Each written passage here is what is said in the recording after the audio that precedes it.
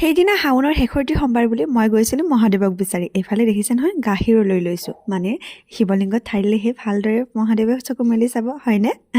আৰু এয়া দেখিছে নহয় আধা ৰাস্তাৰ পৰা ইমান মানুহৰ ভিৰ পাইছোঁ। মই আহিছোঁ আমাৰ নলবাৰীৰ খাজাৰত, আৰু এইটো মূৰ্তিৰ কথা হয়তো সকলোৱে জানে। চাকি ধূপ লৈ অহাৰ লগে লগে এইফালে আকৌ শুভাকাংক্ষীয়ে মাত লগালে, আৰু এইফালে মই ধুনীয়াকৈ চাকি ধূপ লগালোঁ, লগতে শিৱলিংগত গাখীৰ ঢালিলোঁ, আৰু আকৌ লগ পালোঁ মোৰ শুভাকাংক্ষীক। তাৰপিছতে ফটোত ল'লোঁ, আৰু আজি মনটো বহুত ভাল। আৰু দেখিছে নহয় ইমান মানুহ আহিছে, যিহেতু আজি শেষৰটি সোমবাৰ। মোৰ জীৱনৰ এটি ভাল লগা মুহূৰ্ত, যেতিয়া আপোনালোকক মই ওচৰত পাওঁ, আৰু যেতিয়া আপোনালোকে কয় যে বন্দিতা তোমাৰ ভিডিঅ' চাওঁ, বহুত ভাল লাগে। সঁচাকৈ সেইষাৰি কথা শুনাৰ লগে লগে মই বহুত সাহস উৎসাহ পাওঁ। আৰু ধন্যবাদ মহাদেৱ, তুমি নহ'লেতো এইবিলাক সকলোবোৰ মিছা। মিনি ব্লগত যিহেতু সকলোবোৰ দেখুওৱা সম্ভৱ নহয়, সেয়ে এটা লং ভিডিঅ' বনাইছোঁ, আৰু লং ভিডিঅ'ত এটা জমনি কথা আছে, আৰু চাবলৈ নাপাহৰিব।